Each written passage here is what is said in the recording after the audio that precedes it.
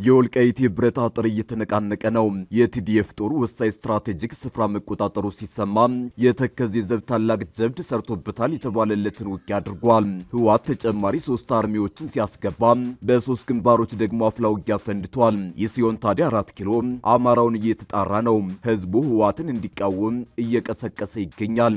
ወዲህ ደግሞ የጠቅላዩ አማካሪ ህወሓት ታንኮቹንና መድፎቹን ወደ ጎንደርና አፋር አስጠግቷል፣ ሰብሮም ሊያስገባ ነው የሚል ጉዳት ሰምተዋል። ወዲያ ደግሞ ከመቀሌ ጄኔራል ታደሰ ወረደ ስለ ጠለምቱና ወልቃይቱ ትንቅንቅ ዝምታቸውን ሰብረው ተከስተዋል። በዛሬው ዕለት በአዲስ አበባ ቀጠሮ የነበራቸው ቢሆንም ወደ አዲስ አበባ ሊያደርጉት የነበረው በረራ መሰረዙ ታውቋል። የአንድ አፍታ ሚዲያ ነው። ለአሁኑ የተደመጡ ሰበርና ወቅታዊ መረጃዎችን አጠናክረናል። ዋና ዋናዎችን እናስቀደም። በመጨረሻም አድፍጠው የሰነበቱት ጄኔራል ታደሰ ወረደ ጦርነቱ በተለያዩ ግንባሮች በተስፋፋበት አጋጣሚ ዝምታቸውን ሰብረው ተከስተዋል። ጄኔራሉ በሚዲያ አማካሪያቸው በኩል ባስተላለፉት መልእክት በጠለምት በኩል የተከፈተው ጥቃት ማስጠንቀቂያ እንጂ ዋናው ጦርነት አይደለም ብለዋል። በዝርዝር እናስደምጣቸዋለን። በጠለምት 2 ግንባር በመድፍ የታገዘ ውጊያ ተከፈተ። በተመሳሳይ በአፋር ሌላ ውጊያ ተቀስቅሷል። ኤርትራ ድንበር ተከዜ ጫፍ፣ ሽሬና ደቡባዊ ትግራይ ቀጠናዎች ሰፊ የድሮን ቅኝት እየተደረገ መሆኑ ታውቋል። ህወሓት አዲስ አርሚ ወደ ዳባ ጉናና አዲ ገብሩ የሚባሉ የጠለምት አካባቢዎች አስጠግቷል። ውጊያው ተጠናክሮ ለ4ኛ ቀን በቀጠለው ምስራቅ ጠለምት ወረዳ ቲዲኤፍ 9 ክፍለ ጦሮችን እንዳሰለፈ ታውቋል።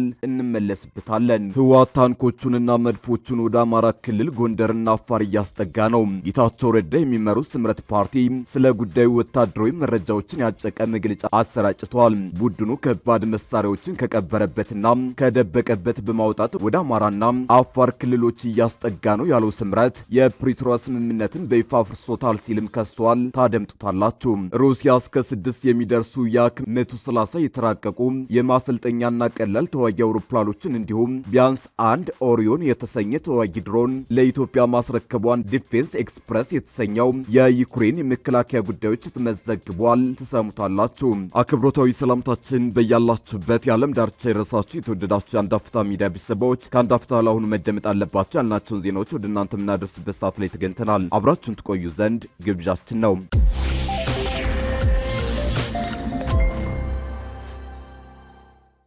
በመጨረሻም አድፍጠው የሰነበቱት ጄኔራል ታደሰ ወረደ ጦርነቱ በተለያዩ ግንባሮች በተስፋፋበት አጋጣሚ ዝምታቸውን ሰብረዋል። ጄኔራሉ በሚዲያ አማካሪያቸው በኩል ባስተላለፉት መልእክት በጠለምት በኩል የተከፈተው ጥቃት ማስጠንቀቂያ እንጂ ዋናው ጦርነት አይደለም ብለዋል። ጄኔራሉ የሚዲያ አማካሪያቸው እንደሆነ በሚነገርለት ጋዜጠኛ ዳዊት ከበደ በኩል ባስተላለፉት መልእክት የጠለምቱ ግጭት ወደ ተሟላ ጦርነት አይሸጋገርም ብለዋል።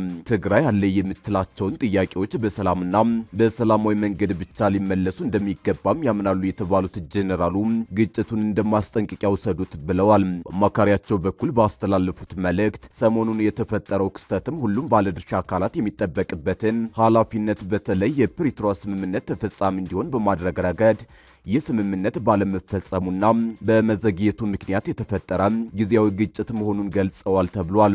ጄኔራሉ ጊዜያዊ ነው ያሉት ግጭት ዛሬ 5ኛ ቀኑን አስቆጥሮ የቀጠለ ሲሆን ወደ ተሟላ ጦርነት የሚሸጋገርበት እድል ሰፊ መሆኑ እየተገለጸ ነው። ይሁን እንጂ ጄኔራል ታደሰ ይህ ግጭት ጊዜያዊ ግጭት እንደሆነና ወደ ተሟላ ፉል ስኬል ዋር ሊያድግ ይችላል የሚል እምነት እንደሌላቸው ገልጸዋል ተብሏል።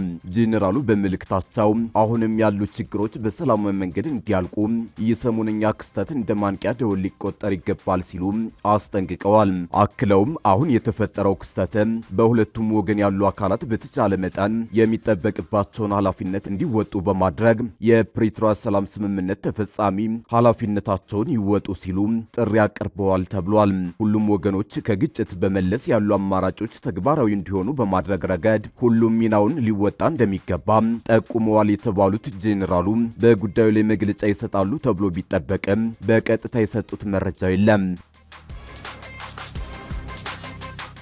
በጠለምት ሁለት ግንባር በመድፍ የታገዘ ውጊያ ተከፈተ። በተመሳሳይ በአፋር ሌላ ውጊያ ተቀስቅሷል። ኤርትራ ድንበር ተከዜ ጫፍ፣ ሽሬና ደቡባዊ ትግራይ ቀጠናዎች ሰፊ የድሮን ቅኝት እየተደረገ መሆኑ ታውቋል። ህወሓት አዲስ አርሚ ወደ ዳባጉናና አዲ ገብሩ የሚባሉ የጠለምት አካባቢዎች አስጠግቷል። ውጊያው ተጠናክሮ ለአራተኛ ቀን በቀጠለው ምስራቅ ጠለምት ወረዳ ቲዲኤፍ 9 ክፍለ ጦሮችን እንዳሰለፈ ታውቋል። ዛሬው ዕለት ከማለዳ አንስቶ በጠለምት ሁለት ቀበሌዎች በመድፍ የታገዘ ውጊያ መቀስቀሱን የአንድ አፍታ ሚዲያ ምንጮች ተናግረዋል። በምስራቅ ጠለምት ደገብራይና ምንጫራ ቀበሌዎች በመድፍ የታገዘ ጦርነት እየተካሄደ ሲሆን ውጊያው አሁንም እንደቀጠለ ነው።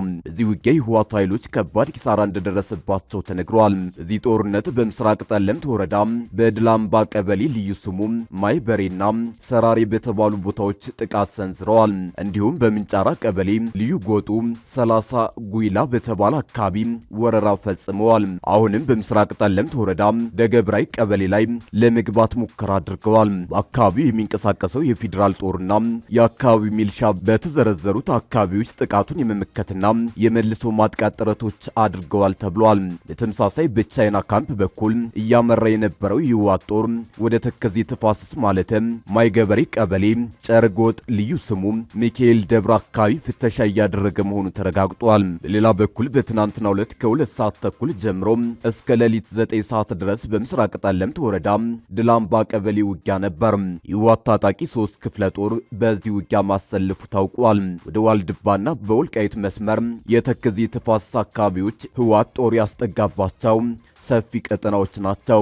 የህወሓት አዛዦች ጦርነት እንደሚከፍቱ በይፋ ሲለፍፉ የቆዩ ቢሆንም ጊዜያዊ የትግራይ አስተዳደር የተባለው አካልና የማዕከላዊ አገዛዙ ለ3 ቀናት በዘለቀው የጠለም ጦርነት መከላከያ ከረያ ካምፖች ስለመልቀቁ እንዲሁም በአፋር በኩል ህወሓት አዲስ ጥቃት ከፈተ ስለተባለው ጦርነት ምንም ይፋዊ መረጃ ለህዝብ አለመሰጠቱ ጥያቄ የሚያስነሳ ነው። በተለይ ደግሞ የአማራ ክልል አስተዳደር ማድፈጡ በሰፊው ጥያቄ ውስጥ አስገብቶታል። ህወሓት ታንኮቹንና መድፎችን ወደ አማራ ክልል ጎንደርና አፋር እያስጠጋ ነው። ጌታቸው ረዳ የሚመሩት ስምረት ፓርቲ ስለ ጉዳዩ ወታደራዊ መረጃዎችን ያጨቀ መግለጫ አሰራጭቷል። ቡድኑ ከባድ መሳሪያዎችን ከቀበረበትና ከደበቀበት በማውጣት ወደ አማራና አፋር ክልሎች እያስጠጋ ነው ያለው ስምረት የፕሪቶሪያ ስምምነትን በይፋ አፍርሶታል ሲልም ከሷል። ከህወሓት ተነጥለው በወጡ ከፍተኛ የቀድሞ የትግራይ አመራሮች የተመሰረተው ስምረት ፓርቲ ይህንን መግለጫ ያወጣው የመከላከያ ሰራዊትና የትግራይ ኃይሎች ግጭት ውስጥ መግባታቸው ከተዘገበ በኋላ ነው። ስምረት ሐሙስ ጥር 21 ቀን 2018 ዓ.ም ባወጣው መግለጫ ጸለምት ላይ ግጭት መካሄዱን ጠቁሟል። ተቃዋሚው ፓርቲ በአካባቢው ለተካሄደው ወታደራዊ እንቅስቃሴ ተጠያቂ ያደረገው ኋላ ቀርና የወንጀል ቡድን ሲል የጠራውን አካል ነው። የፓርቲው ፕሬዝዳንት የሆኑት አቶ ጌታቸው ከዚህን ቀደም ባደረጓቸው ንግግሮች አጋሮቻቸው የነበሩትን የህወሓት አመራሮች በዚህ ስያሜ ሲጠሩ ቆይተዋል። ፓርቲው በመግለጫው ይህ ቡድን የፕሪቶሪያን የሰላም ስምምነት በመጣስ የህዝባችንን ደህንነት ወደ አደጋ የሚከት የጦርነት ዘመቻ ጀምሯል ብሏል። ቡድኑ ይህንን እያደረገ ያለው የግዛት አንድነትንና የተፈናቃዮችን ጉዳይ በምክንያትነት በማንሳት እንደሆነ በመጥቀስም ወቅሷል።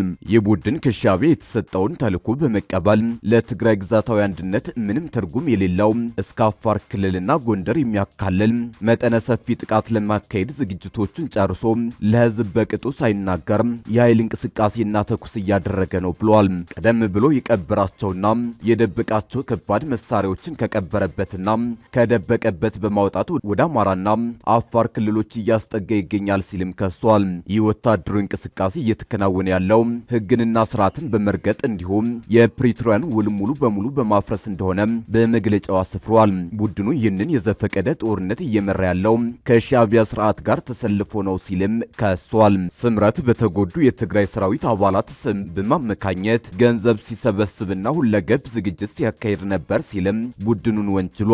በዚህ ሳምንት በጸለምት አቅጣጫ የጀመረውን ጦርነት ጫሪነት የድሃ ልጆች የሆኑ ወጣቶች የጥይት ራት አድርጎ ታሪክ ይቅር የማይለው ስህተት ሲፈጽም ታይቷል ሲልም በአማራና በትግራይ አዋሳኝ አካባቢዎች ወታደራዊ እንቅስቃሴ እንደነበር አመላክተዋል። የትግራይ የግዛት ወሰን ማስከበርና የተፈናቃዮቻችንን ደህንነቱ በተጠበቀ መንገድ መመለስ መመለስ አስፈላጊ መሆኑን የጠቀሰው ስምረት ይህ ግን በሰላማዊና በህጋዊ መንገድ በፕሪቶሪያው ውል መሰረት የሚፈጸም እንጂ በጦርነትና በጦርነት ዛቻ የሚመለስ አይደለም ሲልም አቋሙን አሳውቋል። ዓለም አቀፉ ማህበረሰብ የፕሪቶሪያው ስምምነት እንዲፈጸም ሁለንተናዊ ጫና እንዲያሳደር እንዲሁም ይህ ቡድን ከትግራይ ህዝብ ጫንቃ ላይ እንዲወርድ እንዲተባበር ጥሪ አቅርቧል። የትግራይ ህዝብ እየተካሄደ ያለውን አደገኛ የውጭ ኃይሎች ጦርነት በጥብቅ እንዲያወግዝ እንዲሁም ሰራዊት ውስጥ ያሉ ልጆቹን እንዲመክር ጠይቋል። ሩሲያ እስከ 6 የሚደርሱ የ130 የተራቀቁ የማሰልጠኛና ቀላል ተዋጊ አውሮፕላኖችን እንዲሁም ቢያንስ አንድ ኦሪዮን የተሰኘ ተዋጊ ድሮን ለኢትዮጵያ ማስረከቧን ዲፌንስ ኤክስፕረስ የተሰኘው የዩክሬን የመከላከያ ጉዳዮች ህትመት ዘገበ።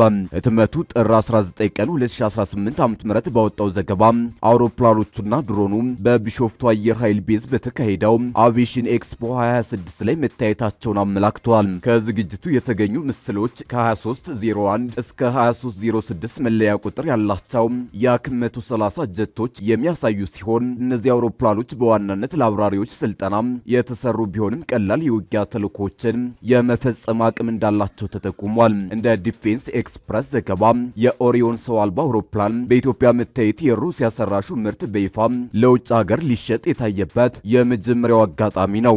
ኦሪዮን በመካከለኛ ከፍታ ላይ ለረጅም ሰዓታት መብረር የሚችል ድሮን ሲሆን ሩሲያ በዩክሬን ጦርነት ውስጥ አልፎ አልፎ ለውጊያ ስትጠቀምበት ቆይታለች። ድሮኑ ቀደም ሲል የቱርኩን ባይራክታር ቲቢቱና አኪንጂ፣ የኢራንን ሞሃጀር 6 እና የቻይናውን ዊንግሎንግ 1 ድሮኖችን በባለቤትነት ለያዘችው ኢትዮጵያ ተጨማሪ አቅም እንደሚሆን ዘገባው አመላክቷል። ሩሲያ ስለተባለው ርክክብ ዋጋ ወይም ስለ ስምምነቱ ዝርዝር ሁኔታ እስካሁን ይፋ ያደረገችው መረጃ የለም። ክፍያው በቀጥታ በገንዘብ በሸቀጥ ወይም በብድር የተፈጸመ ስለመሆኑ ግልጽ አለመሆኑን ዲፌንስ ኤክስፕረስ ጠቁሟል። ኢትዮጵያ ለረጅም ጊዜ የሩሲያ ወታደራዊ መሳሪያዎችን ስትጠቀም የቆየች ሲሆን አየር ኃይሏ በ1990ዎቹ የተገዙ ሱ-27 እና ሱ-27 ኢዩቢ ተዋጊ ጀቶችን እንዲሁም 2016 ዓ.ም በጥር ወር የተረከበቻቸውን 2 ሱ-30 ኬ አውሮፕላኖችና በተጨማሪም ሱ-25 እና ሚግ 23 ቢኤን ጀቶች በስራ ላይ ይገኛሉ።